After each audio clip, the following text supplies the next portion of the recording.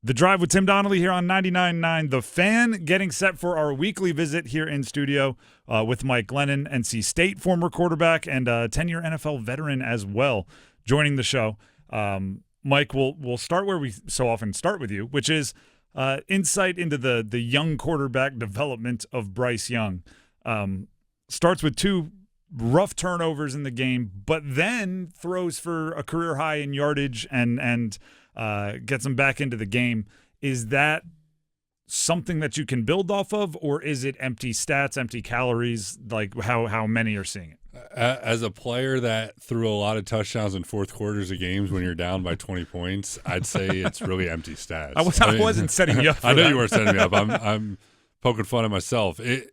When you get down by a bunch, defenses play different, and it's not the same speed. It's not the same looks you're going to get. They start going way more vanilla. So, of course, it's good to see that he didn't completely go in the tank and he fought back. But until that last drive, I don't think the Cardinals were playing with the same intensity or urgency that they were in the beginning of the game. You got to play well from start to finish. It can't just be at the end. So, unfortunately to me, I think that was just empty stats. All right, so by the way, I've been also there, right? So we've been negative about the team in search for a positive. Doeren McMillan through 2 games looks like the real deal. Is a rookie wide receiver going into his 3rd game? Can you make that the cornerstone of your offense that you build around? I think he has to be. He's been very impressive. He's shown why he was a first-round pick, and looks like the transition from college to the NFL has been pretty seamless for him. And right now, Hunter Renfrow is my guy. I mean, he had 2 touchdowns, but at times I felt like they weren't using him properly. They're using him on vertical kind of concepts. I get it was the end of the game. You're trying to push the ball down the field, but that's just not his skill set. That's where they got to get the ball to Doeren and McMillan. And we're just not seeing enough out of Xavier Legette yet. So to me, the offense needs to run through Chuba Hubbard and Doeren McMillan, and then you mix in Hunter Renfrow in there, and hopefully once Jalen Coker comes back, that'll have an impact on this offense as well. Mike Glennon here with us in studio. We're gonna get to NC State, I promise. But if you want more, check out the Pack Therapy podcast everywhere podcasts can be found, including our YouTube and our brand new 99.9 The Fan app for Mike's deep dive into State's win over Wake Forest and ahead of their game on against Duke this weekend. You brought up Xavier Legette. Do you have any experience with being in on a team with kind of those freakish athletes that you're having a hard time getting the production out of? Because right now he seems like a riddle that the coaching staff and Bryce Young just can't really solve, despite the fact that he's 6'2", 220 pounds and runs a 4.39 40, and it seems like you should be able to get something out of it. Yeah, I think sometimes these guys that are kind of combine warriors, they look the part. They measure in 6'1", 220, runs a 4.39. 4.39. Which sounds so much faster than 4.40, just a 4.3 start. Yeah, I mean, these numbers are probably similar to what, like Saquon Barkley and those guys are. So it's like, man, we just got to find a way to get him the ball. And I would say the closest person I probably had to that was Laviska Shenault in Jacksonville. And actually as a rookie. He spent some time in Carolina as well. Okay. He actually, we did find a way. It was like the first game. I remember he caught a few passes. It was like, damn, we just need to get this guy the ball. And then kind of as his career went on, it just kind of fizzled. I think those guys typically don't pan out. I mean, there's just Cordero Patterson, Deebo Samuel, but Deebo Samuel is a legit receiver. So I think you take a risk when you draft a guy with that has the athleticism, but doesn't exactly have the skill set or the production at receiver like other just typical receivers that you're taking in the draft. A little unpolished, maybe in his right. Unpolished would be a good way of putting it. All right, Mike. Let's move towards State. State gets the win over Wake Forest last week in a crazy game. Right. It starts with the food cart on fire. There's a kick return for a touchdown, down 14-0. And they come back to win by double digits in that one. 3-0, one of, I think I saw it was 8 or 9 teams in the country that are undefeated with multiple wins over power conference opponents, UVA and Wake Forest.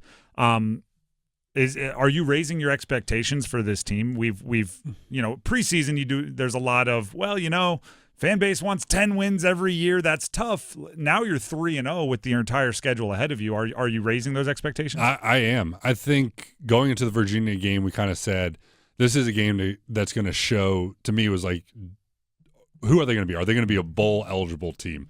I think against Virginia, they kind of showed that. Now, against Wake Forest, I think they showed they may be a team that can potentially, contend for the ACC. I think this week will be more the tell against Duke, but the bar has been raising. I think, the preseason we were saying 6.5 wins was the over-under. Mm-hmm. I think this team is looking like a minimum 7 to 8 win team because I think it runs through CJ Bailey. CJ Bailey's playing really well now.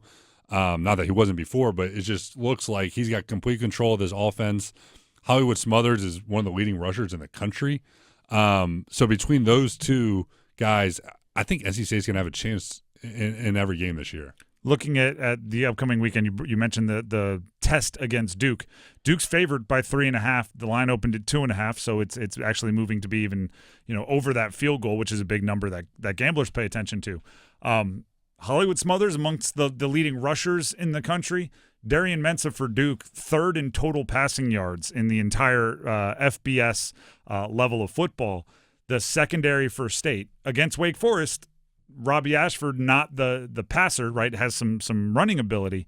But against Duke, you're going to get that fastball passing look. Is the defense and the secondary specifically ready for that? Yeah, it's going to be a big test. And that's why I say I think this will be the game that shows whether State is a true contender in the ACC or not. Because they played against two good quarterbacks in ECU and Virginia that can throw the ball. I think this week they're going to see another level. This will be the best quarterback that State has faced this year. And particularly against Virginia, the secondary showed they're pretty susceptible against the pass. So it's going to be a big test. But I think against Wake Forest, they did look better. They gave up, I call it, 2 big explosive passes, which is going to happen from time to time. You can't be perfect. But this will be a big test for State to kind of show where this defense is at and where they're headed the rest of the season. So here's the here's the next step there. We kind of so often call them Big 12 games. Kurt Roper and that offensive coaching staff, do you go into a game like this against Duke, which I don't think is how Duke expected to play. I think their defense was heralded a little bit more than it's been performing this year. Like, are you going in with CJ Bailey, Smothers, and Rogers and Joe Lee and saying this is a 38-point game minimum, right? Like, every game – our offensive coordinator used to say we needed to get 24 points because our defense was good in college. If we get 24, we should win, which is a completely different outlook on the game than when you go in knowing, hey, this team might put up some points. We got to score 35 plus. Yeah, I think NC State's number is more going to be in that 30 range, but it's not to compare it to Big 12. When I think of Big 12, I think of an air raid shootout. This has been a balanced offense. I mean, Kurt Roper is doing a great job of running and passing, and obviously it helps when you have someone like Hollywood Smothers, but I expect them to maintain that balanced attack just with the expectation we can't be punting a lot. We're going to have to put up points, but we're going to continue to get Hollywood Smothers the ball and then let CJ do his thing as well. So you're 2 for 2 on the if-then statements that we've done here, right? If blank happens, then NC State. So far they've been favored in these opportunities, so I said they cover. Today we'll just go money line with it. Against UVA, I believe it was if NC State could get the run game going, and they did, and they won. Against Wake, it was if they can limit the explosive runs from Wake Forest. Damon Claiborne bottled up most of the game, and NC State wins. So if blank happens, NC State wins this weekend against Duke. I'm going to go with a more simple one, and it's if NC State doesn't turn the ball over, they'll win the game. I think it's going to be, it's not as much about the explosives. I think the defense is going to give up points. That's just going to happen against a good Duke passing offense. So to me, it's about not giving them more chances with the football. So as long as CJ Bailey takes care of the football, I think NC State wins this one. That's Mike Glennon. By the way, catch our podcast. We co-host Pack Therapy, the podcast. Everywhere podcasts can be found for NC State Insight. More of what we did there going into the Duke game, a deeper dive. Everywhere podcasts can be found, including the brand new 99.9 The Fan app. Download it. Give us 5 stars, please.